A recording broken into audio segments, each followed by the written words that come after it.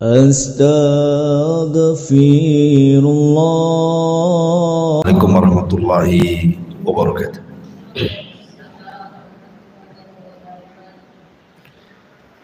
Alhamdulillah wassalatu wassalamu ala Rasulillah wa ala alihi wa sahbihi wa mawalah wa la hawla wa la quwata illa billahi wa ba'du. Baik, kita lanjutkan kajian kita, masih membahas kitab Arba'in Nawawi, dan kita masuk pada hadis ke-33, hadis dari Abdullah ibn Abbas radhiyallahu anhuma. Kita baca hadisnya. An Ibni Abbasin radhiyallahu anhuma anna Rasulullah sallallahu alaihi wasallam qala law yu'tan nasu bidakwahum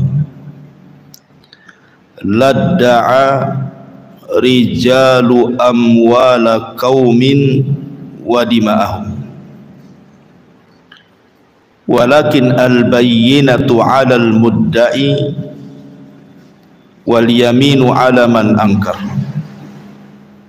Haditsun hasanun rawahu al-Baihaqi hakadha ba'duhu fi sahihain.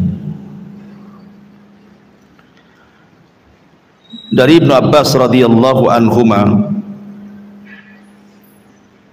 dan Ibnu Abbas adalah turjumanul Quran, sahabat yang pakar dalam Al-Quran, dan didoakan oleh Nabi sallallahu alaihi wasallam, Allahumma faqihhu fiddin wa 'allimhu ta'wila. Ya Allah, cerdaskan anak ini dan pakarkan dia dalam ilmu tafsir. Dan Allah kabulkan. Maka Ibnu Abbas radhiyallahu anhu menjadi sayyidu ahli tafsir, pemimpin daripada ahli tafsir. Nabi sallallahu alaihi wasallam bersabda, seandainya setiap manusia dipenuhi tuntutannya, niscaya orang-orang akan menuntut harta dan darah satu kaum. Namun penuntut wajib mendatangkan bukti, dan yang mengingkari dituntut untuk bersumpah. Hadis ini hasan, diriwayatkan oleh Imam Al-Baihaqi seperti ini, dan sebagiannya ada dalam Bukhari dan Muslim, dan hadis ini juga disahihkan oleh Syekh Albani rahimahullahu ta'ala. Hadis ini adalah hadis yang sangat agung sekali, dan hadis ini menjadi kaedah dalam sebuah peradilan dalam Islam. Dan hadis ini juga menunjukkan tentang kesempurnaan Islam, bahwa Islam itu agama yang sempurna.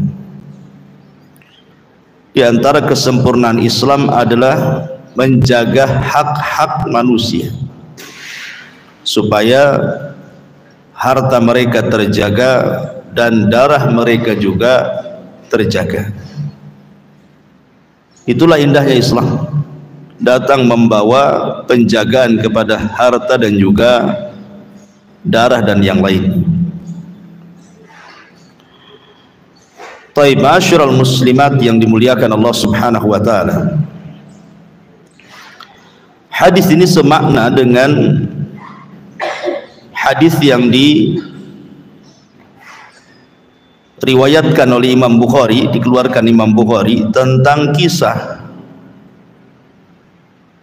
seorang laki-laki yang bernama Ash'ath ibn Qais. Ash'ath ibn Qais. Ketika Abdullah ibn Mas'ud radhiyallahu anhu, beliau menukilkan sebuah hadis man halafa yamina sabrin liyaqtati biha ma lam ri'im muslim laqiyallaha wa huwa alaihi ghadban. Kata Nabi SAW, barang siapa bersumpah dengan satu sumpah untuk mengambil harta orang Islam, maka dia akan berjumpa dengan Allah sedangkan Allah murka kepadanya. Fa'anzalallahu tasdiqa dzalik. Lalu Allah Subhanahu wa taala menurunkan ayat yang membenarkan hal itu. Innal ladzina yashtaruna bi ahdillahi wa aymanihim thamanan qalila ulaika la khalaqa lahum fil akhirah.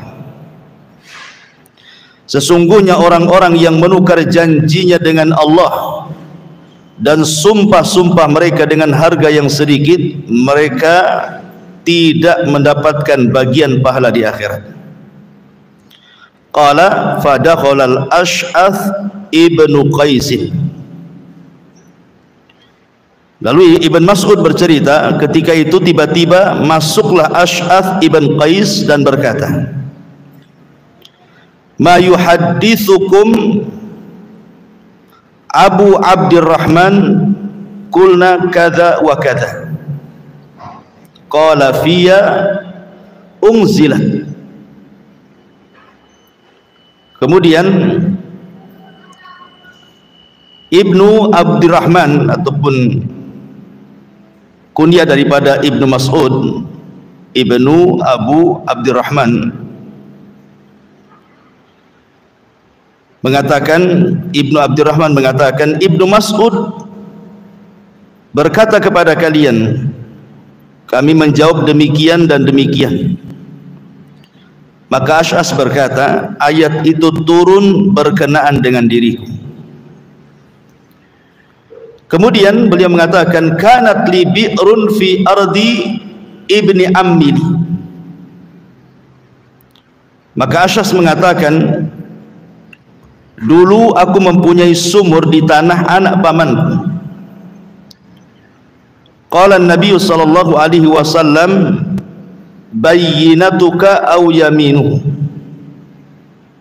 Engkau mendatangkan bukti atau dia yang bersumpah. Qultu, maka kau katakan, idzan yahlifu ya Rasulullah. Kemudian orang itu mengatakan, kalau begitu bersumpah wahai Rasul. Faqala Nabi SAW, man halafa ala yamini sabrin yaqtati biha ma lam ri'im muslim wa huwa fiha fajirun laqiyallaha wa huwa alaihi ghadban. Maka Rasul mengatakan, barang siapa yang bersumpah dengan sesuatu sumpah untuk mengambil harta seorang Islam dan dalam sumpahnya dia berdusta, maka dia akan berjumpa dengan Allah dalam kondisi murka. Maksudnya begini, jadi Ash'as ini Ibn Qais dulu punya sumur di tanah anak pamannya. Tiba-tiba kemudian ada orang yang mengklaim bahwa itu sumurnya, bahwa sumur itu adalah sumurnya, bukan sumurnya Ash'as Ibn Qais. Bertengkarlah dua orang ini. Akhirnya kemudian datang kepada Nabi sallallahu alaihi wasallam. Maka Nabi sallallahu alaihi wasallam kemudian mengatakan kepada yang mengaku, ada enggak bukti? Kalau tidak ada bukti, berarti yang dituduh harus bersumpah. Akhirnya kemudian orang ini mengatakan tidak ada bukti. Kalau begitu kamu yang bersumpah, yang dituduh. Maka dia mengatakan, saya siap bersumpah. Nabi SAW mengingatkan tentang sumpah ini, bahwa sumpah ini bukan main-main. Kalau kamu bersumpah di atas kedustaan, maka kelak pada hari kiamat kamu akan berjumpa dengan Allah dan Allah murka kepadamu. Jadi hadis yang pada Bukhari ini semana dengan hadis yang kita akan bahas di pagi hari ini. Ini penting sekali karena Hadis ini bicara tentang asas dalam peradilan ataupun qadha. Ma'asyiral muslimat yang dimuliakan Allah Subhanahu wa taala. Al-Imam Ibnul Mundhir mengatakan, ajma ahlul ilmi ala anna al-bayyinata 'ala al-mudda'i wal yaminu 'ala al-mudda'a 'alaihi. Para ulama sepakat bahwa yang menuduh diperintahkan mendatangkan bukti, sedangkan yang dituduh cukup bersumpah saja. Ini kaidah. Siapapun yang menuduh, mengklaim sebuah barang pada orang lain, maka yang menuduh wajib mendatangkan bukti sampai ada bukti. Kalau tidak ada bukti, berarti tuduhannya tidak benar. Berarti mengarah kepada siapa? Kepada yang dituduh. Siap Anda bersumpah bahwa Anda tidak bersalah. Kalau dia siap bersumpah, berarti yang kalah yang menuduh, karena dia sudah bersumpah masalahnya. Baik, untuk lebih jelas lagi kita bentangkan sedikit. Ma'asyiral muslimat yang dimuliakan Allah Subhanahu wa taala, kalau seandainya seseorang mengaku bahwa saya menuduh ibu mengambil uang saya, kemudian saya datang, mana uang saya? Ibu mengatakan, loh aku nggak ngambil uang. Maka akhirnya kemudian saya dan ibu datang ke pengadilan. Kemudian saya mengatakan kepada hakim, ya hakim, uang saya diambil ibu ini. Maka hakim akan bertanya kepada ibu, betul kamu mengambil uangnya bapak ini? Kata ibu itu, aku tidak mengambilnya. Berarti sama-sama yang satu menuduh, yang satu mengelak, namanya kan. Maka yang pertama kali harus hakim melakukannya adalah mendatangkan bukti kepada yang menuduh, karena dia yang menuduh, ya. Maka hakim akan mengatakan, kamu sudah menuduh dia mengambil uangmu, mana buktinya? Kemudian saya katakan tidak ada bukti. Maka ketika tidak ada bukti, berarti tuduhan itu lemah. Berarti hakim kemudian tinggal bertanya kepada ibu yang dituduh, betul kamu tidak mengambil uang bapak ini? Betul Pak Hakim. Kalau begitu bersumpahlah. Ketika dia sudah bersumpah satu kali, wallahi saya tidak mengambil uangnya, berarti selesai. Yang salah yang menuduh dan yang benar yang dituduh. Itu secara zahir pengadilan seperti itu. Tetapi tidak semua yang menuduh dan yang dituduh itu di atas kebenaran. Karena terkadang ada orang-orang yang menuduh dengan tuduhan-tuduhan terkadang tidak masuk di akal. Atau orang yang dituduh, mereka suka-suka bersumpah seolah-olah tidak takut dosa dengan sumpahnya. Saya contohkan, kalau seandainya seseorang menuduh, mengklaim sesuatu, tetapi tidak masuk di akal. Seperti mamanya seseorang datang kepada hakim, ya hakim, si anu mencolok kedua mataku, dia harus bayar diat sekian unta. Dalam Islam itu kan ada hitungannya, itu melukai badan seseorang itu. Kalau sampai membunuh berarti 100 ekor unta. Kalau melukai berarti sekian, tinggal nanti hakim yang menentukannya kan itu. Oh kamu bayar 2 atau 3 ekor unta kan begitu. Orang ini menuduh bahwa Pak Hakim, orang ini sudah mencolok kedua mata. Maka hakim terkadang tidak perlu menanggapi tuduhan ini kalau memang tidak masuk di akal. Contoh umpamanya, kalau memang kedua matamu dicolok, kenapa kedua matamu sehat? Ya kan nggak masuk di akal kan itu. Kecuali matanya berdarah-darah. Loh, matanya nggak ada masalah kok, sehat matanya. Apa dengan masalah dengan matamu kan begitu? Berarti tidak perlu, terkadang seorang hakim tidak perlu menerima laporan tuduhan kan itu. Atau umpamanya ada orang fakir banget gitu, orang miskin, orang fakir, datang ke pengadilan menuduh orang kaya raya meminjam uangnya. Dia mengatakan, ya hakim, itu orang kaya itu sudah meminjam uangku 1 triliun. Orang fakir dari mana dapat uang 1 triliun mau dipinjamkan sama orang kaya kan itu. Jadi terkadang kalau nggak masuk di akal, hakim boleh langsung nolak gitu kan. Ini nggak masuk di akal kamu ini. Kamu aja fakir, mau dapat uang 1 triliun dari mana kan? Jadi terkadang hakim tidak harus kemudian melayani orang yang melaporkan sesuatu kasus kepadanya kalau tidak masuk di akal. Tetapi kalau masuk di akal, maka berlakulah kaidah-kaidah seperti ini. Kaidah-kaidah bahwa yang menuduh wajib mendatangkan bukti dan yang dituduh cukup bersumpah saja. Ada satu kisah dalam sebuah hadis yang dikeluarkan oleh Imam Abi Dawud dalam sunannya dari Wa'il bin Hijr. Jadi ada seorang laki-laki dari Hadramaut dan seorang laki-laki dari kabilah Kindah. Ada laki-laki dari kabilah Hadramaut dan laki-laki dari kabilah Kindah. Keduanya bermasalah. Datang kepada Nabi SAW, maka berkatalah seorang laki-laki dari Hadramaut ini, Rasul, orang ini sudah mengambil tanahku dan tanah itu milik bapakku. Jadi orang Hadramaut ini menuduh orang Kindah menyerobot tanah dia. Itu tanahku, itu milik bapakku, kenapa dia ambil tanah? Maka laki-laki dari Kindah ini mengatakan, hiya ardi fi yadi azra'uha laisa lahu fiha haq.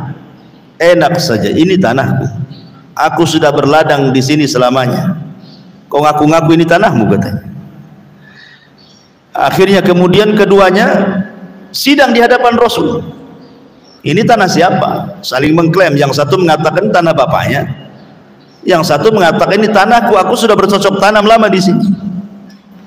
Maka Nabi SAW mengatakan kepada Hadrami ini, laki-laki dari Hadramaut ini, alaka bayyinatun, engkau menuduh orang ini menyerobot tanahmu, kamu punya bukti enggak? Sertifikat apa gitu kan? Maka dia mengatakan, lah, aku tidak punya, tapi aku sangat yakin itu tanahku dan itu tanah bapakku. Qala, maka Nabi SAW mengatakan kepada orang yang dituduh, falaka yaminu, karena dia tidak punya bukti, berarti giliran kamu. Berani enggak kau bersumpah bahwa itu tanahmu? Faqala, maka laki-laki dari Hadramaut ini mengatakan, ya Rasulullah, innahu fajir laisa yubali ma halaf, laisa yatawarra min syai'in. Maka laki-laki dari Hadramaut mengatakan, Rasul, orang itu orang jahat, orang fajir, dia tidak mungkin wara, dia bisa saja sumpah-sumpah dusta itu. Maka Rasul mengatakan, laisa laka minhu illa dzalik, karena engkau tidak mendatangkan bukti, apalagi ya sumpah dia yang diambil. Ya. Yang menang yang mana? Yang dari Kindah tadi.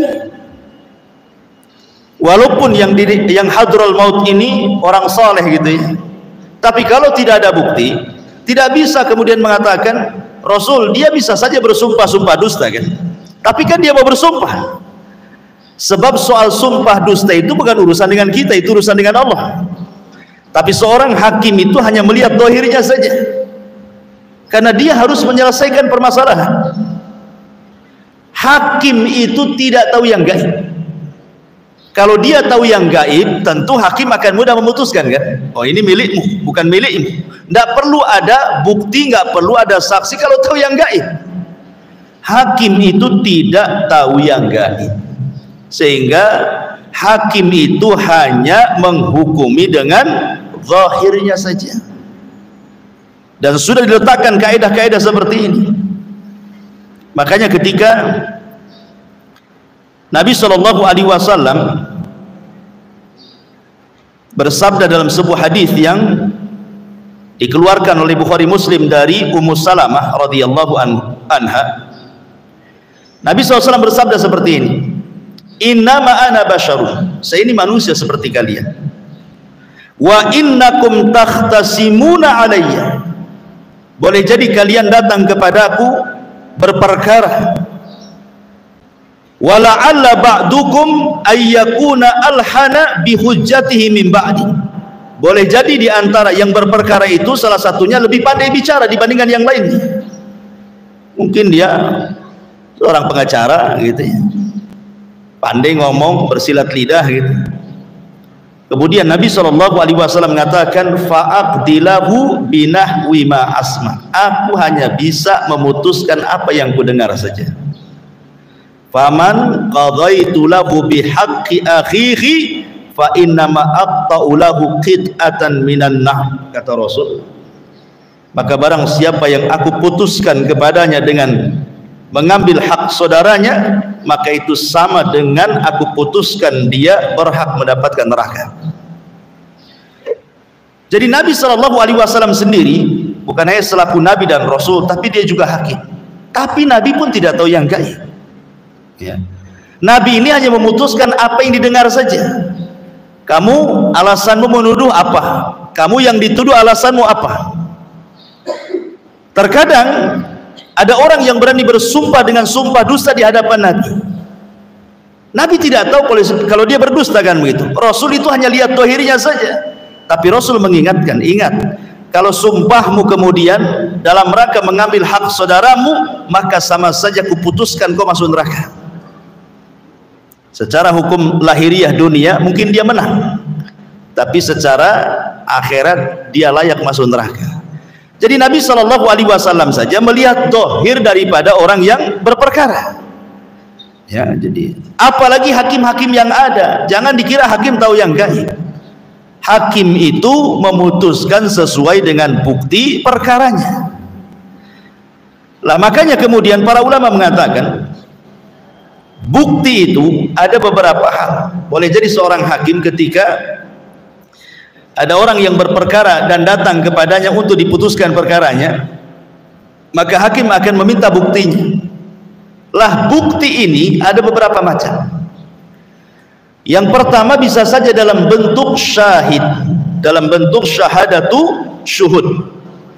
Boleh jadi karena yang menuduh mendatangkan saksi. Dan saksi pada hak yang bicara soal harta, waris atau hutang piutang, pokoknya bicara soal harta. Itu dua orang saksi laki-laki. Tapi kalau tuduhan menuduh berzina 4 orang ya. Tapi kalau dalam urusan harta, maka harus mendatangkan 2 saksi laki-laki atau 2 perempuan 1 laki-laki atau 1 saksi laki-laki dengan sumpah. Ya, ini ada 3 ya.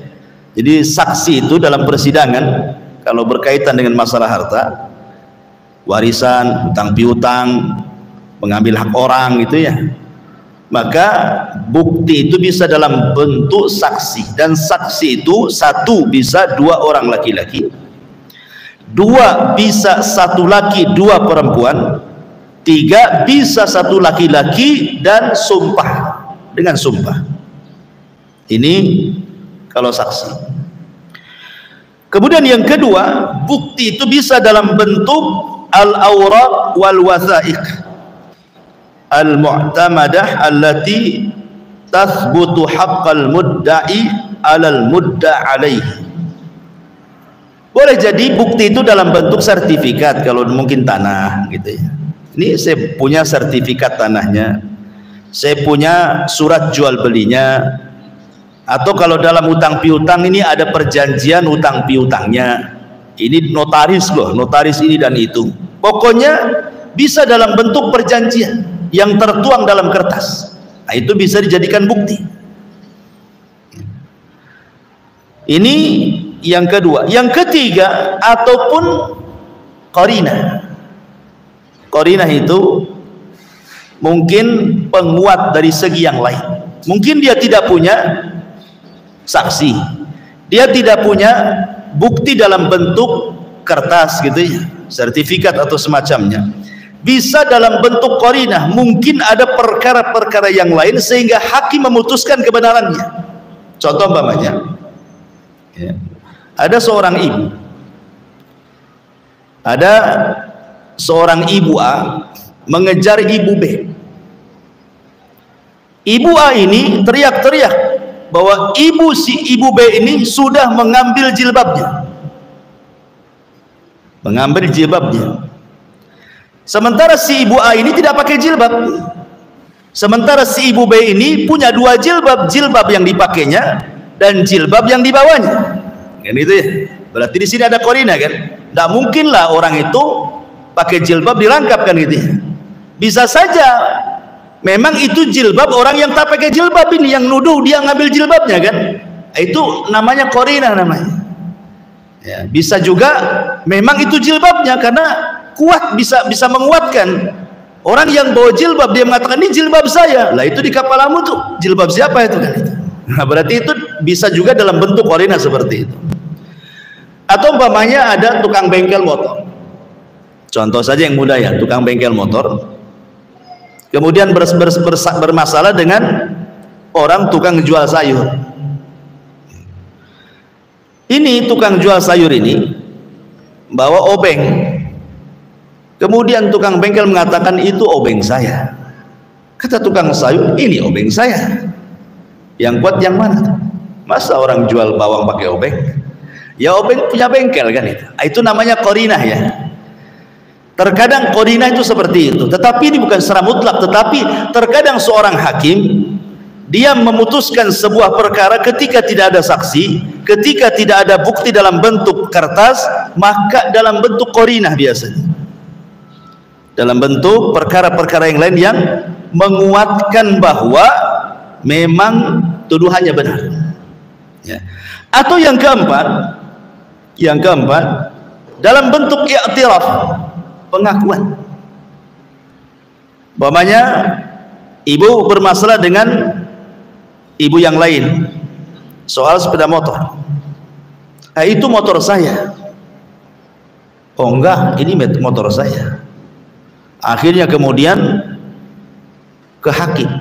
Pak Hakim, itu motor saya. Kata Pak Hakim, mana buktinya? Tak ada, masalahnya itu motor bodong, masalahnya tak ada surat-suratnya kan. Tapi itu motor saya. Ya. Kemudian hakim mengatakan, betul itu motormu? Tidak, ini motor saya. Setelah didesak, akhirnya dia ngaku, iya ini bukan motor saya, motor dia. Pengakuan dalam persidangan itu sekuat-kuatnya dalil. Tidak perlu mendatangkan bukti kertas, tidak perlu mendatangkan qarinah, tidak perlu mendatangkan saksi, karena sudah ngaku kan itu ya. Sudah ngaku, apa masalahnya? Oh iya, saya khilaf hakim, sebenarnya ini motor dia. Selesai. Kalau dia sudah ngaku seperti itu juga bagian daripada bukti. Ataupun boleh jadi keputusan seorang hakim, seorang qadhi itu karena sebuah firasat atau karena kefahaman sang hakim, karena lamanya dia memegang urusan persengketaan, urusan perselisihan orang dan begitu seterusnya. Dengan lamanya dia suka memutuskan, ada firasat ya kan. Ya, polisi tukang nilang itu kan ada firasat, ini bawa SIM atau tidak kan, tahu dia. Dari mana tahu? Hari-hari memang dijalankan, tahu gerak-gerik ngelanggar itu karena firasat dia memang. Hari-hari kalau sudah sudah dilakukan pasti dia punya firasat. Kayak ibu nih hari-hari suka ngaji kan, diajari akidah, diajari ibadah, diajari macam-macam ilmu. Kemudian ketemu orang, baru bicara saja ibu sudah nebak, kamu dari kelompok ini. Udah tahu dari mana, ibu belum tanya kok. Tapi ibu sudah ada firasat, oh, ini kelompoknya ini nih kayaknya nih. Ya, kenapa? Tahulah pokoknya. Itu kan seperti itu ya, karena lamanya belajar akhirnya bisa nebak orang dan betul pula tebakannya. Itu namanya firasat. Jadi hakim itu ketika memutuskan sesuatu kadang-kadang dia punya firasat. Dan ini saya contohkan kisah nyata. Di zaman Nabi Allah Sulaiman alaihi salatu wassalam, ketika itu ada seorang atau ada dua orang wanita kakak beradik, dua-duanya membawa bayi kemudian main di pinggir kolam di samping hutan. Nengok kolam kok jernih, enak gitu kan, pengenlah berenang keduanya. Diletakkan pula dua bayinya di tikar itu. Rupanya saat berenang datang pula serigala. Kemudian diambillah salah satu bayinya, dimakan serigala, dibawa ke tengah hutan. Jadi tinggal satulah bayi itu. Selesai mandi, akhirnya kemudian dua bersaudari ini saling mengklaim itu bayinya. Maka diambillah oleh kakaknya, karena itu merasa bayinya, dan adiknya pun tidak bisa apa-apa karena tidak bisa mengambil bayi yang di tangan kakaknya. Datanglah keduanya kepada Nabi Daud. Kemudian oleh Daud diputuskan secara zahirnya, karena bayi itu ada di tangan kakaknya berarti bayi itu milikmu. Nangislah adiknya, itu bayiku. Tapi Nabi Daud memutuskan itu bayi kakaknya. Datanglah Nabi Allah Sulaiman. Kata Sulaiman, wahai Abi, izinkan aku ikut memutuskan. Kata Nabi Daud, senanglah lihat anaknya ikut terlibat dalam keputusan. Silahkan. Maka Nabi Sulaiman setelah melihat kasusnya, dia mengatakan kepada pengawalnya, ambilkan pedang di dapur, pisau di dapur. Diambilkan pisaunya. Kemudian, untuk apa? Untuk membelah bayi ini jadi dua, katanya Sulaiman, untuk membelah bayi ini jadi dua, karena dua-duanya tidak ada bukti. Kakaknya mengatakan itu bayimu, iya, mana buktinya? Nggak ada. Adiknya mengatakan itu bayimu, iya, bayi saya, mana buktinya? Tak ada. Kalau begitu sama-sama tak ada bukti, kita potong jadi dua. Dari pusar ke atas ambillah kakaknya, dari pusar ke bawah ambil adiknya. Selesai, kata Sulaiman. Ya. Kakaknya mengatakan, ya kalau itu keputusanmu silahkan wahai Nabi Allah. Tapi adiknya mengatakan, tidak, daripada kau bunuh bayi itu serahkan saja ke kakaknya. Sulaiman tahu bahwa bayi ini bukan bayi kakaknya tapi bayi adiknya. Kenapa? Karena Sulaiman melihat kakaknya tidak punya rahmat, tidak punya kasih sayang. Masa mau dibunuh dibilang silahkan? Kan nggak ada rahmat berarti ya. Berarti bayi itu punya adiknya yang punya rahmat, ya kan? Karena bagaimanapun ada hubung kait emosional antara orang tua dengan bayi. Kata adiknya, nggak apa-apa lah, kalau harus dibunuh jangan, udah saya serahkan bayi saya ke kakak saya. Kata Sulaiman, tidak, itu bayi. Kadang-kadang ada firasat gitu ya. Ada firasat. Atau contoh dalam Qarinah umpamanya kisah Nabi Yusuf ya, yang ma'ruf kan, kisah Nabi Yusuf ketika digoda dengan seorang wanita namanya Zulaiha, menggoda Nabi Yusuf kan, sampai Yusuf lari ke pintu, kemudian ditarik pakaiannya, kemudian sobek. Al-Quran menyebutkan di situ, qala hiya rawadatni an nafsi wa syahida syahidun min ahliha in kana qamisuhu qudda min qubulin fa sadaqat wa huwa minal kadhibin wa in kana qamisuhu quddat min duburin fa kadzabat wa huwa minas shadiqin. Yusuf berkata, dia menggoda. Jadi ketika kan robek pakaiannya, pas pula depan pintu, rupanya suaminya buka pintu. Kan kaget tuh Al-Aziz, ada apa? Ya. Nah, kemudian bersaksilah orang yang bersaksi di situ. Ada yang mengatakan bayi yang bicara. Jadi ada seorang jariyah bawa bayi, bayinya itu yang bicara. Ya. Tapi ada juga yang lain. Jadi ketika Yusuf mengatakan dia menggodaku untuk menundukkan diriku kepadanya, dan seorang saksi dari keluarga wanita itu memberikan persaksiannya, jika baju gamisnya koyak di muka, maksud di depan, maka wanita itu benar dan Yusuf termasuk orang dusta.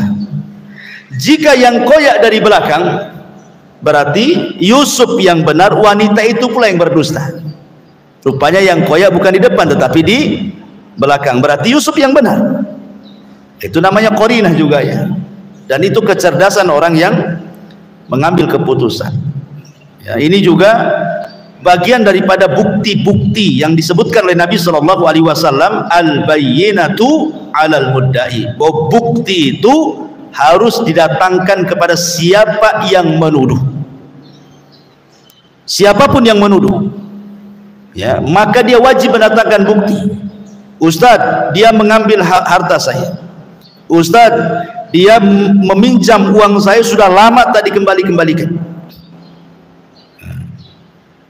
Ataupun dalam hal warisan dan begitu seterusnya. Berarti kalau dia mengklaim bahwa itu milik dia, berarti harus mendatangkan bukti, dan bukti terdiri daripada satu saksi, ya kan?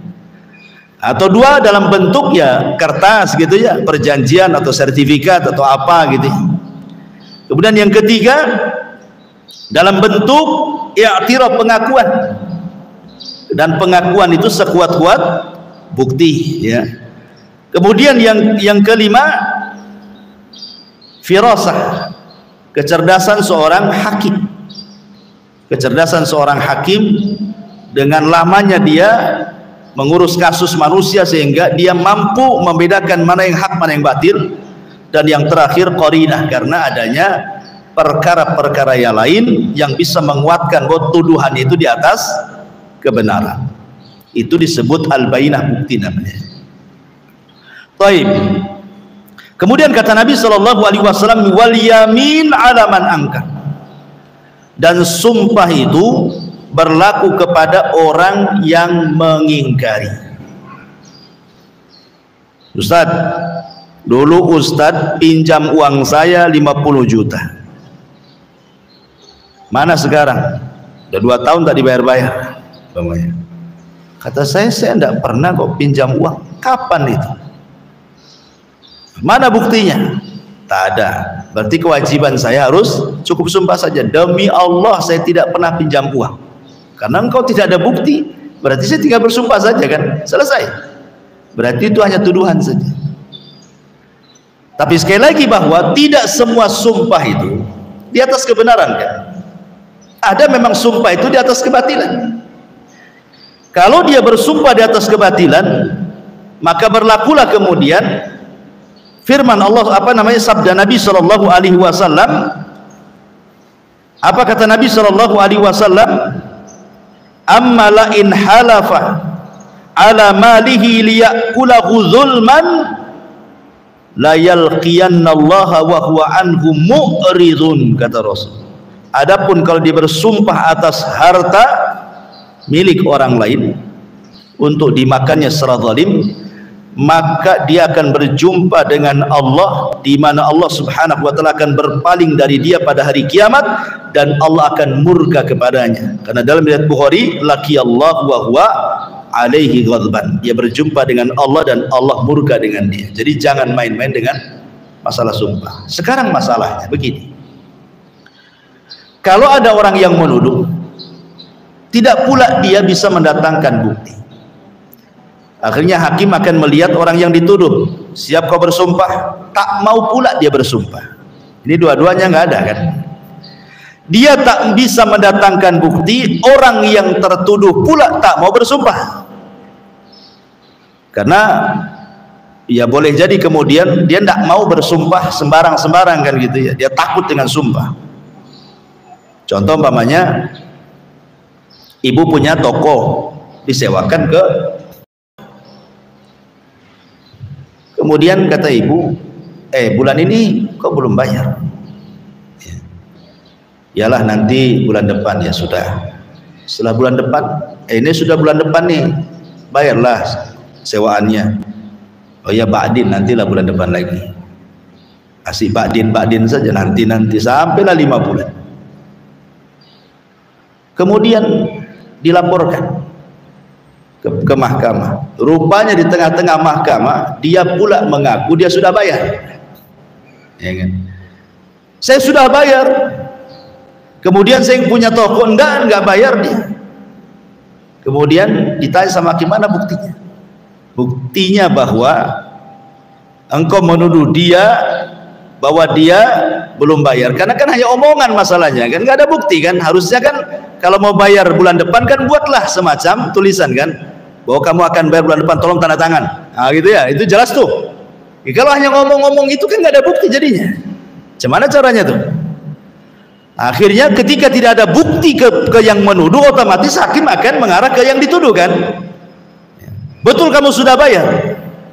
Iya saya sudah bayar. Berani bersumpah? Saya tak berani bersumpah. Nah, itu kan berarti yang satu tidak bisa mendatangkan bukti, yang satu pula tak mau bersumpah. Sekarang yang menang yang mana nih kalau sudah seperti ini? Ya. Maka para ulama mengatakan semata-mata dia tidak bersumpah, berarti kebenaran kembali kepada yang menuduh. Kalau memang dia tidak merasa, kenapa tidak mau bersumpah? Kalau memang dia tidak bersalah kan bersumpah saja kan mudah kan? Kenapa tak mau bersumpah? Berarti dengan tidak bersumpahnya dia berarti dikembalikan kepada yang menuduh, berarti yang menuduh benar tuh. Ini satu pendapat. Ada yang mengatakan berarti sumpahnya dikembalikan ke yang menuduh. Ya, ada dua pendapat ya. Berarti ketika yang dituduh tidak mau bersumpah, dibalikan sumpahnya. Kamu berani bersumpah bohong kamu menuduh dia? Nah gitu ya. Berani, oke, berarti kamu di atas kebenaran. Jadi sumpahnya dibalikan. Atau tidak perlu dibalikan sumpahnya, dengan semata-mata yang dituduh menolak sumpah itu berarti kebenaran sudah kembali kepada yang menuduh. Selesai. Kalau memang dia benar, kenapa tidak bersumpah? Ya, itu juga dalam peradilan seperti itu. Ya, dalam peradilan seperti itu. Kaidah-kaidah dalam hukum qadha. Makanya kenapa hakim itu harus cerdas. Jangan sampai memutuskan yang salah kepada perkara yang benar atau sebaliknya. Karena hakim itu diancam oleh Nabi SAW bahwa qadhi itu ada al-qudatu salasatun, kata Rasul. Hakim itu ada 3. Al-qadhi fil jannah, ada hakim di sorga. Al-qadiyani fil nar, ada 2 hakim di neraka. 1 di sorga, 2 hakim di neraka. Kemudian Rasul menjelaskan siapa yang hakim di sorga itu. Kata Nabi SAW, man alima haqqah, man alima al-haqqah faqadha bil haqq. Hakim ini tahu kebenaran, maka dengan kebenaran itulah dia putuskan dengan kebenaran juga. Maka hakim seperti ini masuk surga. Adapun yang kedua, alimal haq wa qadha bil batil. Hakim ini tahu yang benar. Di antara 2 orang yang berselisih, hakim tahu mana yang benar dengan pengetahuan dia, tetapi dia memutuskan dengan kebatilan. Ya, maka hakim ini di neraka. Kenapa? Karena dia mengizinkan orang lain mengambil hak orang lain. Ya kan? Kalau ini urusan tanah berarti hilang tanah orang. Kalau ini urusan darah berarti hilanglah darah orang itu, tidak ada qisasnya. Ataupun akhirnya yang tidak bersalah masuk penjara. Atau yang tidak bersalah akhirnya harus mengeluarkan biaya lagi. Berarti hakim ini ridho dengan kezaliman, karena dia tahu yang hak kok yang diputus batil pula. Atau yang ketiga, jahilal haq wa qadha bi jahlin, sudah jahil dengan kebenaran, memutuskan pula dengan kejahilannya. Nah, ini di neraka. Jadi seorang hakim yang memang harus betul-betul memiliki pengetahuan soal ini. Jangan sampai dia memutuskan perkara yang hak kemudian diputuskan dengan kebatilan padahal dia tahu. Lain kalau seandainya tidak tahu. Contoh pamannya, hakim kan hanya melihat dohirnya saja, seperti saya contohkan tadi. Ada orang yang nuduh Pak Hakim, dia mengambil uang saya. Kamu ada buktinya? Tidak ada. Oke, saya katakan kepada yang dituduh, kamu bersumpah bahwa engkau tidak mengambil uang orang ini, siap bersumpah. Kata yang menurut Pak Hakim, dia itu suka-suka saja sumpah-sumpah tuh. Ya. Tapi memang begitu ininya kan, aturan mainnya seperti itu kan itu. Dia main sumpah saja. Sudah jelas bahwa dia bersumpah dengan kedustaan. Tapi kalau dia bersumpah berarti zahirnya nampak adil di persidangan, tapi nanti ada persidangan kedua kan di akhirat. Berarti orang ini, hakim ini memutuskan zahirnya saja. Walaupun mungkin hakim kan nggak tahu bahwa dia salah atau tidak salah kan. Kalau kemudian dengan ijtihadnya dia memutuskan ternyata salah, itu lain permasalahannya. Ini masalahnya sudah tahu itu benar, diputuskan pula dengan kebatilan gitu. Ada jahil dengan kebenaran, diputuskan pula dengan kejahilannya. Maka dua jenis hakim ini kata Rasul finnah, di neraka. Dan itu masuk pada sabda Nabi SAW bahwa di akhir zaman akan muncul para bia'ul hukmi, orang yang menjual belikan hukum. Tanda-tanda kiamat itu adalah munculnya bi'a atau bai'atul hukmi. Bi'a itu jama dari bai'ah, artinya banyaknya orang yang jual beli hukum. Ya, sebagian ahli menjelaskan, maksudnya para ulama menjelaskan tentang bi'aul hukmi, jual beli hukum itu maksudnya banyaknya rasuah dalam dunia peradilan. Dia sogok hakimnya, dia sogok jaksanya, dia sogok saksinya untuk bersaksi sumpah untuk memenangkan perkaranya. Ya, jadi ini termasuk alamat min alamati sa'ah kata Rasul, tanda dari tanda-tanda hari kiamat. Taib, itu diantara penjelasan global dalam hadis ini. Kita ambil faedah hadis. Yang pertama, hadis ini hirsus syariati ala hifdil amwalin nas wa dima'ihim. Bagaimana syariat ini berupaya keras menjaga harta manusia dan darah-darah manusia, sehingga dibuatlah kaedah-kaedah bukti bagi yang menuduh dan sumpah bagi yang mengingkarinya. Tidak lain dan bukan untuk menjaga harta dan menjaga darah. Karena salah putusan saja bisa menghilangkan harta orang, berpindah ke orang lain, bahkan bisa menghilangkan nyawa dengan sesaat. Umpamanya dia ngaku dia membunuh saudara saya, dia bilang saya nggak pernah membunuh. Ya. Rupanya karena dia pandai pengacara, pengacaranya handal, akhirnya hakimnya terpengaruh, memutuskan kamu sudah membunuh dia, kamu harus dibunuh. Akhirnya kan jiwa orang kan melayang, ya kan? Makanya kenapa dalam Islam tidak sembarang dalam dunia peradilan itu? Karena dampaknya bisa beralihnya harta orang lain kepada yang lainnya dengan cara zalim, atau boleh jadi terteteskan darah orang lain, atau mungkin orang yang bersalah akhirnya dipenjara bertahun-tahun. Naudzubillah. Atau hak-hak orang yang bersalah tidak dipenuhi, akhirnya tidak ada keadilan. Maka Islam datang untuk menjaga harta manusia dan darah manusia. Kemudian yang kedua, ma kullu man idda'a yu'talahu bi mujarradi dakwah. Tidak semua orang yang mengaku diterima pengakuannya, sebab kalau tidak, semua orang bisa mengaku harta orang dan darah orang jadinya. Tidak sembarang main klaim kemudian menjadi milik dia. Tidak seperti itu dalam peradilan.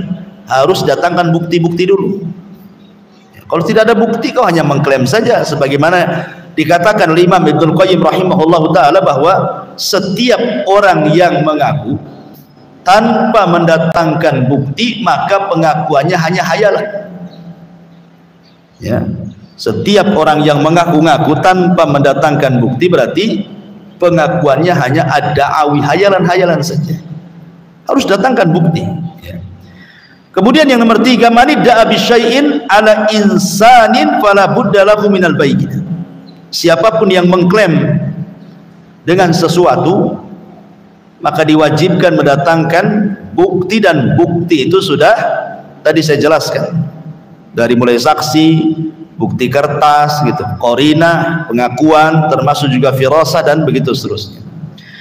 Kemudian juga 'alal muddai alaihi idza anqara al-yamin.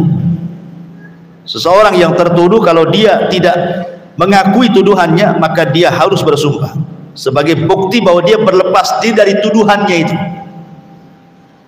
Sebagai bukti kalau dia berlepas diri dari tuduhan orang yang menuduh kepadanya. Kemudian juga yang nomor 5, al-aslu bara'atu dhimmah hatta yudanu al-muttaham. Asal seseorang itu selamat, artinya bara'atu dhimmah itu tidak punya salah. Tiba-tiba datang menyalahkan, kamu buat salah sama saya. Asal orang itu tidak bersalah, jangan main tuduh. Sehingga harus mendatangkan bukti sebagai tuduhannya, karena asal orang itu jangan dikatakan bersalah dulu. Kecuali Anda punya bukti, oh ini loh buktinya, kalau dia bersalah sama saya, kalau dia berhutang sama saya, kalau dia sudah mengambil hak warisan saya, kalau dia sudah membunuh saudara saya, dan begitu seterusnya gitu.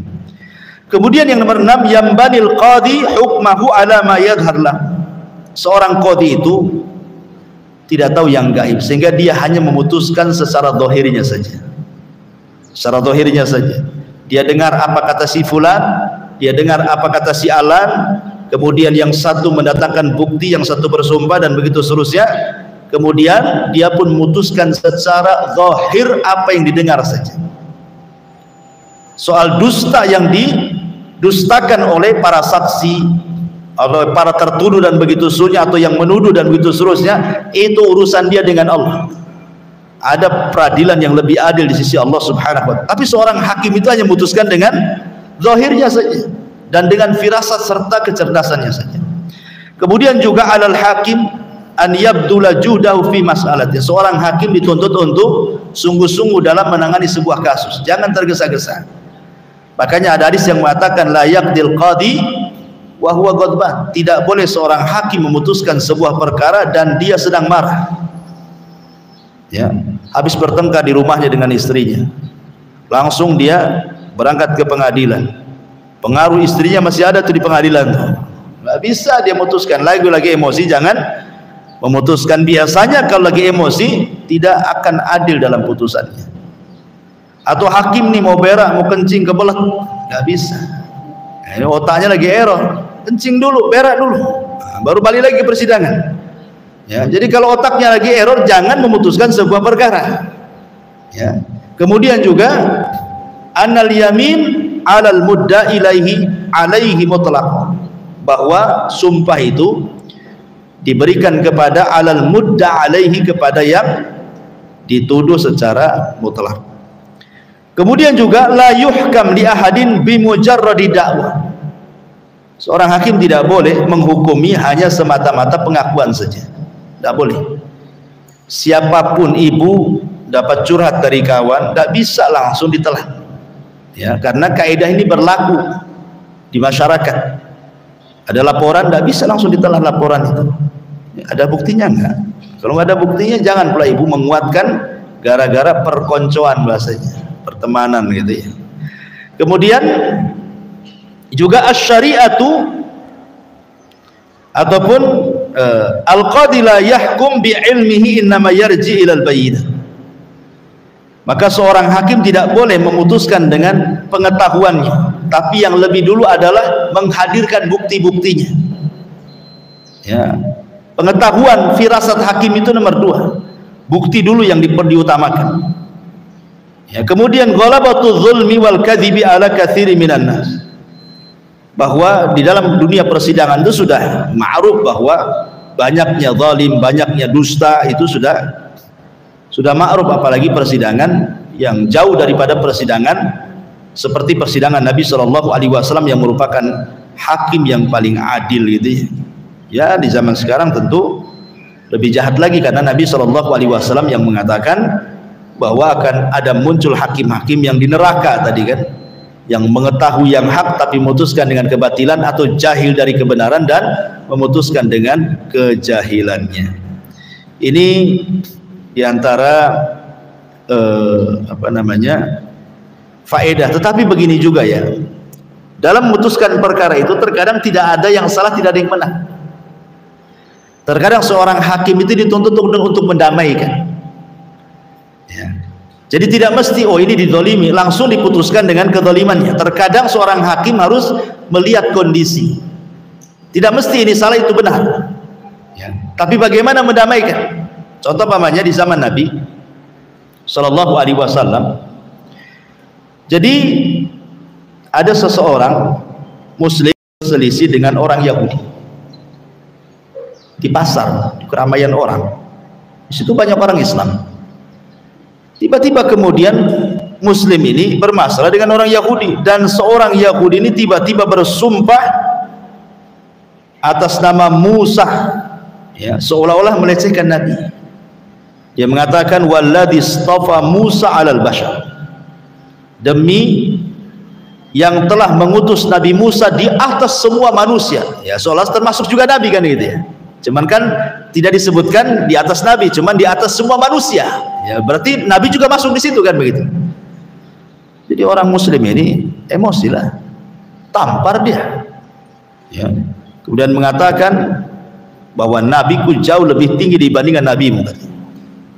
Mengadulah Yahudi ini kepada Nabi dan mengatakan, ya Muhammad, sahibuka, maksudnya sahabatmu, dia sudah memukul wajahku, katanya. Maka Nabi SAW memanggil sahabat yang mukul wajahnya. Betul kau memukul wajahnya? Dia mengatakan iya, saya mukul wajahnya. Artinya kan jelas ini namanya i'tiraf, ya kan, pengakuan. Berarti tak perlu saksi, tak perlu bukti kan, dia ngaku memang dia mukul dia kan. Kalau sudah ngaku itu sekuat-kuat dalil tuh, sekuat-kuat bukti. Jadi Rasul meminta alasan, kenapa kau pukul dia? Dia mengatakan, ya Rasulullah, dia ngomong di hadapan kami orang-orang Muslim yang ada di pasar dan mengatakan walladzi istafa Musa 'ala bashar, dan demi zat yang telah mengutus Nabi Musa lebih tinggi di antara semua manusia. Aku pun marah karena ini ada pelecehan kepadamu, maka aku pukul dia lah. Maka Nabi Shallallahu Alaihi Wasallam mengatakan la tukhayyiru bainal anbiya, jangan kalian saling melebih-lebihkan di antara satu nabi dengan nabi yang lainnya. Akhirnya kasusnya ditutup. Tidak tahu siapa yang benar, siapa yang salah kan. Nabi hanya ingin mendamaikan. Ya, karena kalau Nabi Shallallahu Alaihi Wasallam sampai kemudian memenangkan sahabat ini, walaupun dohirnya dia yang dizalimi, akan terjadi pertumpahan darah. Berarti orang Yahudi ini sudah mencabut piagam Madinah, bisa berperang kan begitu ya. Nanti pertumpahan darah nantinya. Maka Nabi SAW mendamaikan. Terkadang seorang hakim itu juga dengan cara mendamaikan. Makanya dalam kasus perceraian di pengadilan itu kan biasanya ada namanya sidang mediasi kan itu ya. Biasanya ada sidang mediasi, maksudnya jangan cerai lah kan itu ya, didamaikan dulu. Tidak mesti kemudian harus mendengar siapa yang salah siapa yang benar kan. Seorang hakim juga terkadang dia cerdas, dia ingin perdamaian supaya jangan saling menyalahkan. Itu juga tugas hakim seperti itu. Wallahu a'lam bishawab. Ini diantara faedah hadis yang ke-33. Baik, kita buat tanya jawab silakan.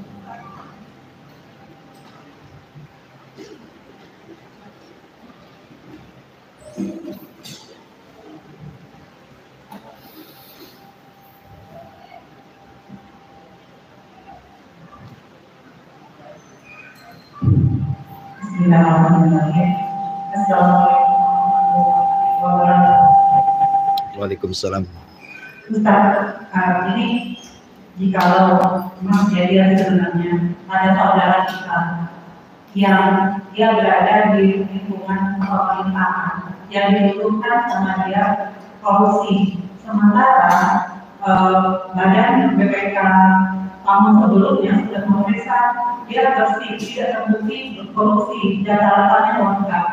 Saat diganti pegawai kepala BPK yang baru dikasuskan karena ketidaksesuaian penggunaan uang yang berencana, dikasuskan dan dia dipenjara akhirnya, dan dia sudah bersumpah haram bagi dia untuk memakan uang itu. Dia bersumpah seperti itu. Secara zahir kehidupan dia tidak melihatkan kemewahan barang-barang yang berharga atau biasa aja keluarga itu. Nah, bagaimana sikap kita orang yang mengenal dia? Kadang ada orang yang beremosi, wah ada yang kasar karena dia tiba muncul asapnya. kita sebagai saudara bagaimana membelanya Ustaz, karena secara kita ya ada yang kata emosi dan kita melihat dia tidak mungkin untuk melakukan itu gitu Ustaz. Iya. Ya, alhamdulillah. Terkadang kita dihadapkan dengan hal-hal yang sebenarnya tidak perlu digibahkan, akhirnya jadi gibah. Contoh nih, makanya sering saya katakan ada namanya gibah nasional ya. Kalau ibu sesama ibu gibahin tetangga itu gibah tetangga. Ini ada gibah nasional namanya. Seperti apa gibah nasional itu?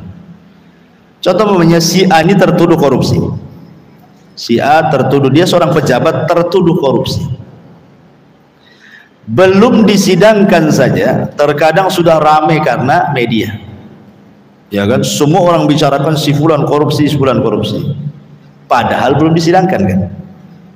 Tapi sudah tersebar kan, kita ini sudah menggibai dia kadang-kadang. Lah belum terbukti kok kita sudah tuduh dia. Lebih parah lagi, ketika kemudian disidangkan, rupanya tidak terbukti. Kemudian bebas dia. Apalagi kata kita, koruptor kok dibebaskan katanya. Lah, gimana coba? Ya. Memang dia tidak terbukti dibebaskan. Kenapa kemudian kita malah mencemooh kalau bisa masuklah penjara dia kan begitu kan? Intinya bahwa seperti itulah contohnya gibah nasional itu. Belum masuk persidangan sudah digibah, dijelek-jelekan kan itu.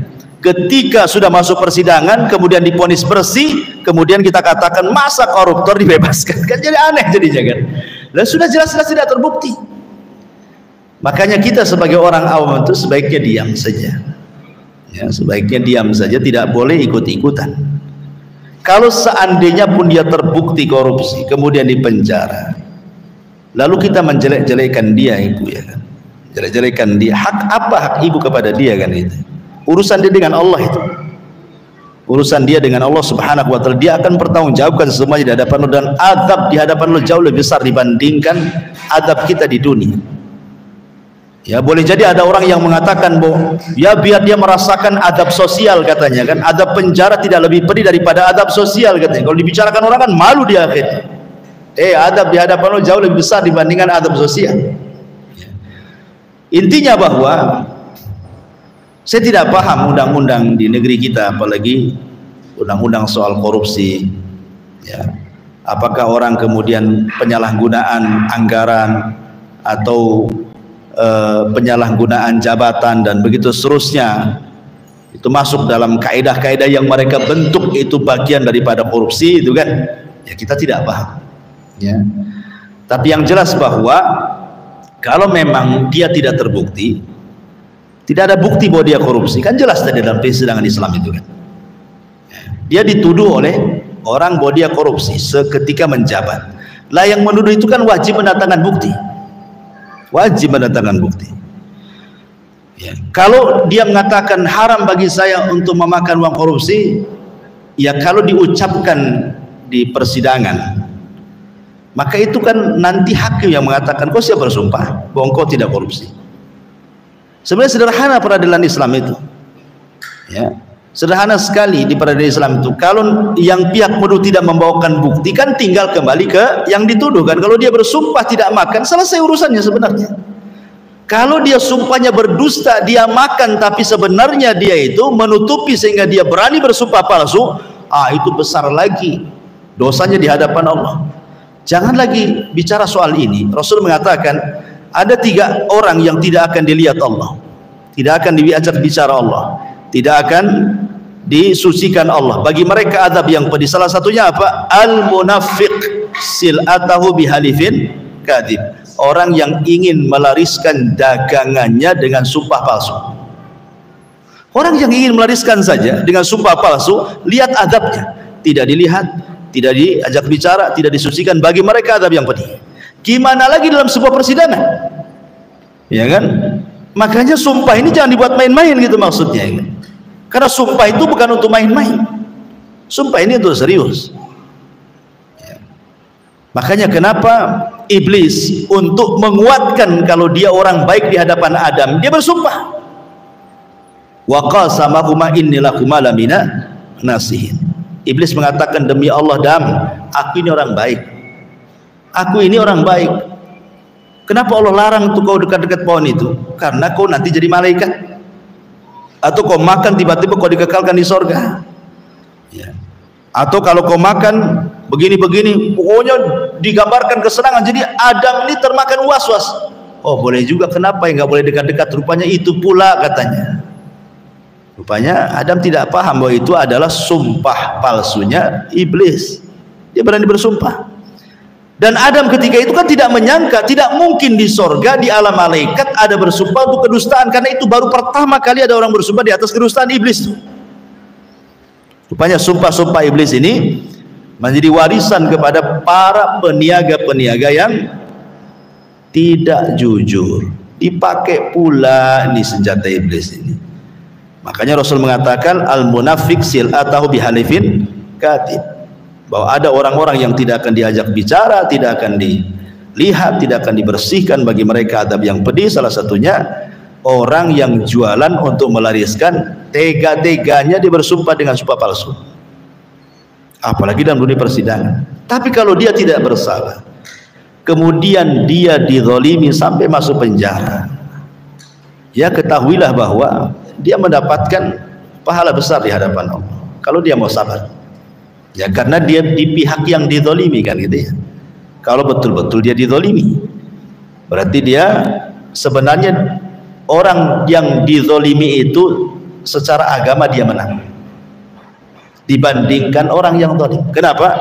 Karena Allah berdiri di samping dia. Di dunia dia bisa dizalimi, tapi di akhirat dia yang menang. Kau zalimi saya, mana pahala? Kan gitu ya. Nih dosaku. Ya. Boleh kalah di dunia tapi menang di akhirat. Nah, selesai urusannya sebenarnya. Wallahu a'lam. Ya.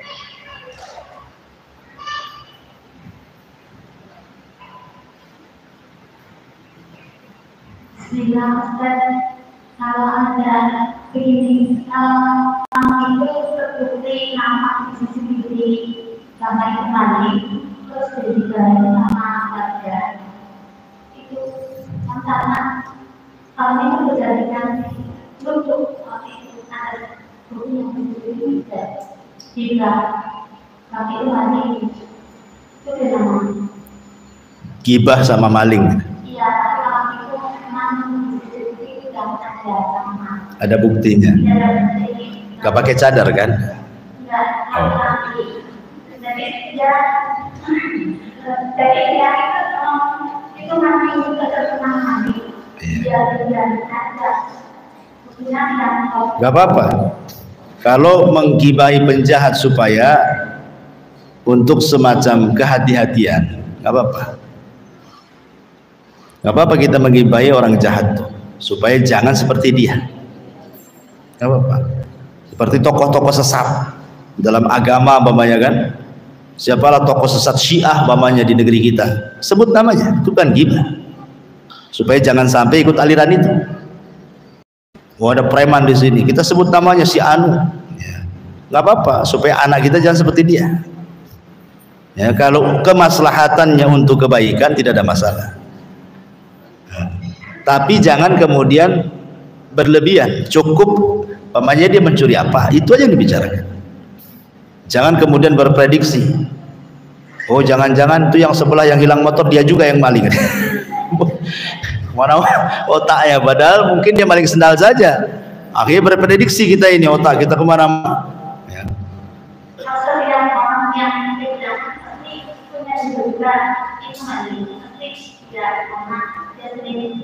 Iya, kita ini ya, kalaupun harus membicarakan dia kan membicarakan yang ada buktinya saja.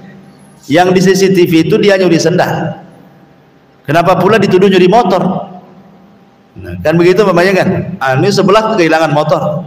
Tiba-tiba di masjid ini ada sendal di CCTV-nya. Jangan-jangan nyuri motor pula dia yang nyuri sendal. Lah yang nyuri motor itu mana buktinya? Sementara buktinya ada di nyuri motor sendalnya saja kan? Kan nggak nyambung kan? Itu kan prediksi kita saja. Jangan-jangan dia pula yang di sana kan begitu? Jadi otak kita ini berputar ke situ jadinya. Nah, kita tidak boleh langsung mengatakan seperti itu kecuali kalau sudah ada persidangan, ada bukti kalau dia yang mengambil motor itu juga gitu maksudnya. Kita kan tidak boleh melebihi apa yang kita lihat. Nggak boleh kita ini melebih-lebihkan apa yang kita lihat. Sama umpamanya seseorang curhat pada ibu. Udah ibu minta izin, cobalah nanti saya tanyakan ke suami. Ya kan? Ya kata kawannya nggak apa-apa, mungkin suaminya punya solusi. Akhirnya ibu dapat surat dari kawannya diceritakan kepada suaminya. Ibu tambah-tambah pula ceritanya. Dengan prediksi-prediksi ujung-ujung begini, patutlah begini, wah ini habis deh. Jadi kita ini kalau dengar curhatan itu saja yang dibahas, tidak perlu berprediksi kemana gitu kan. Jadi maunya menyelesaikan orang, ibu punya dosa pula jadi di situ. Jadi cukuplah apa yang dilihat itu, yang dibicarakan ya. Wallahu a'lam.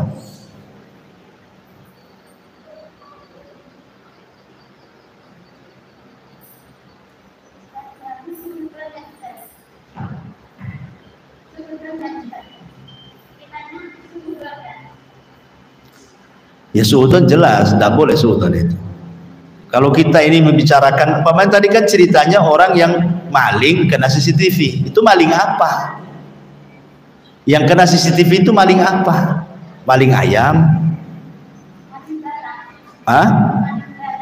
Maling barang?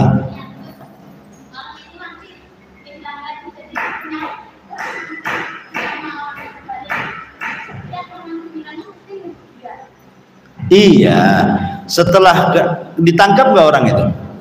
Nggak ketangkap, cuman ketangkap CCTV saja, tapi nggak ketangkap orang. Jadi yang nangkap CCTV. Iya, yang ditangkap CCTV itu apa saja yang diambil? Semuanya diambil.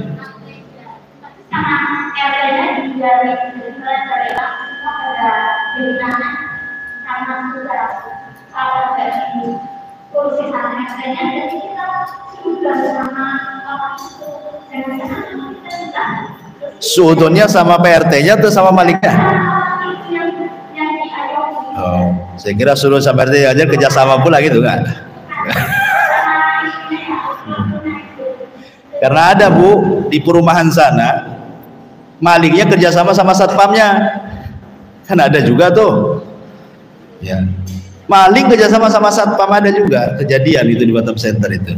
Di perumahan saya dulu di Center Point, waktu saya masih tinggal di Center Point itu, jadi ada rumah kehilangan AC, ada rumah kosong mesti AC-nya hilang. Gitu.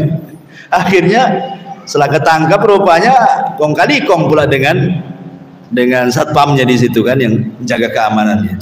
Terkadang ada yang seperti itu kalau tidak amanah kan. Tapi maksud pertanyaan Umi maksudnya boleh nggak suudon kan gitu kepada orang yang terkena CCTV bahwa dia pencuri, sehingga kemudian menghubung-hubungkan dengan barang-barang yang lain yang hilang di tempat itu ya maksudnya gitu kan. Ya boleh nggak suudon seperti itu? Tidak bisa kita suudon sampai ada bukti. Ingat Islam itu agama yang sangat sederhana. Ada bukti nggak? Kalau dia di situ di CCTV hanya nyuri sendal, jangan pula dituduh nyuri motor, gitu maksudnya. Hanya gara-gara di sana kehilangan motor kan itu. Karena belum ada bukti CCTV ketika dia nyuri motornya gitu. Kecuali setelah diinterogasi, kamu nyuri motor juga di sana? Iya, nah, berarti ada bukti itu. Dan pengakuan itu sebesar-besar bukti. Sederhana sebenarnya kan. Bukti-buktinya apa yang sudah saya jelaskan tadi? Ada saksi tidak? Kemudian ada enggak kertasnya, ada enggak korinahnya, ada enggak. Kalau itu semua terbukti, baru kita boleh. Kamu juga nyuri ini, nyuri ini, setelah terkumpul bukti-bukti tadi. Kalau belum ada bukti tidak boleh nuduh. Tidak boleh nuduh. Ya. Wallahu a'lam. Ya.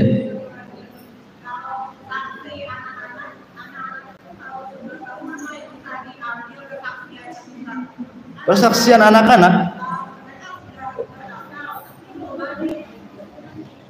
Syarat saksi harus balik. Syarat saksi itu harus sudah balik. Seorang muslim balik berakal itu harus. Gak bisa menjadi persaksian dan tidak semua bisa jadi saksi. Umpamanya pembantu rumah tangga, gak bisa jadikan saksi. Karena biasanya dia akan membela tuannya. Nggak boleh. Ya, saksi itu tidak boleh yang membela kepada salah satunya gitu ya. Tidak boleh dia keberpihakan. Karena biasanya kalau dia tahu nih majikannya salah, dia akan benarkan terus. Makanya yang terkait dengan kejadian di rumah itu maka tidak bisa jadi saksi untuk memperkuat, karena memang dia pasti memperkuat majikannya ya. Maka jangan diambil saksi-saksi seperti itu ya.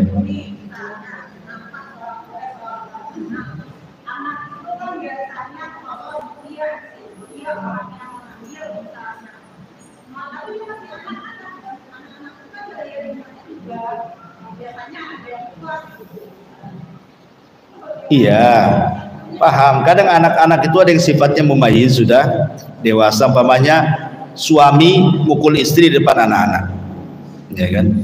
Di persidangan akan sulit, kecuali kalau istrinya pisum dulu, ya kan? Umpamanya istri ditampar sama suaminya KDRT, lapor polisi, Pak, saya ditampar suami saya, tangkap dia. Mana buktinya? Ini memar, bisa saja kejeduk, bisa saja ditampar tetangga.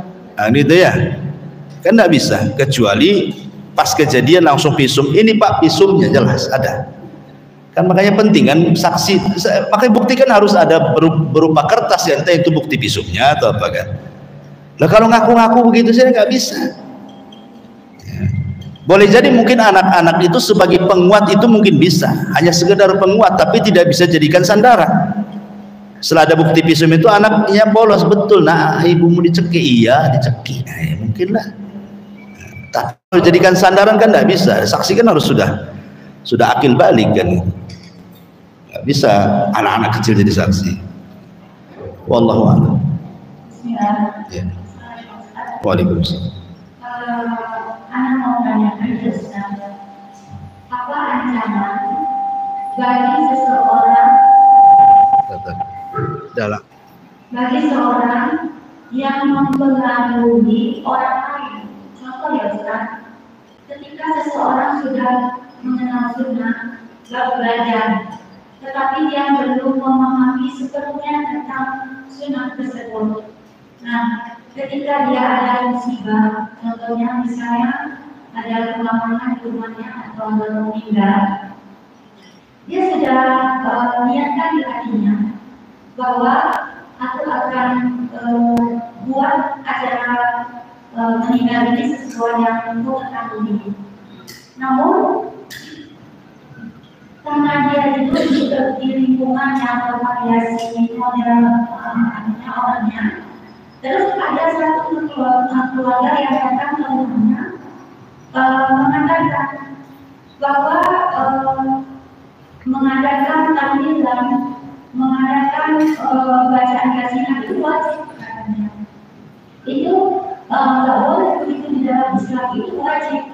Padahal yang belajar itu sudah mengatakan tidak, aku tidak buat karena aku sudah tahu aku belajar itu sedikit dan ini sudah aman. Akhirnya karena desakan dari keluarga tersebut, seseorang yang berdua atau berdua yang pengalaman, akhirnya dia mengadakan apa yang diinginkan seperti orang tersebut. Yang akan tanyakan, apa ikhlas dari Allah ketika yang menjalankan itu karena dia baru belajar posisinya labil, bagaimana posisi dia, dan yang kedua, bagaimana orang yang sudah mengetahui Islam, yang bukan wajib tapi dia katakan itu wajib, seperti itu. Ya, alhamdulillah. Iya. Seseorang hidup di masyarakat dengan penuh ujian itu lebih baik dibandingkan hidup sendiri dan tanpa ujian. Itu kaidah ya. Itu hadis Nabi. Orang yang hidup di masyarakat kemudian banyak ujian itu lebih baik dibandingkan hidup sendiri tanpa ujian. Karena ujian itulah untuk membedakan mana yang benar keimanannya, mana yang dusta keimanannya. Makanya di masyarakat pasti banyak ujian. Ya ujiannya macam-macam. Ada ujian kehormatan kita dibicarakan, digibah dan yang lain, termasuk juga bicara soal agama. Agama kita kan diuji di tengah-tengah masyarakat. Tetapi bagaimanapun ini kan kaitan dengan masalah dakwah, dengan masalah dakwah di masyarakat. Kalau masyarakat itu awam, apalagi belum disentuh dengan perkara-perkara sunnah, kemudian ketika kita mulai mendakwahkan sunnah, ya kan, karena mungkin caranya salah, ajarannya benar, tapi cara penyampaiannya salah, itu banyak terjadi. Akhirnya belum bergerak dakwahnya sudah dimusuhi. Dakwahnya benar, cara menyampaikannya salah, karena terlampau keras gitu ya.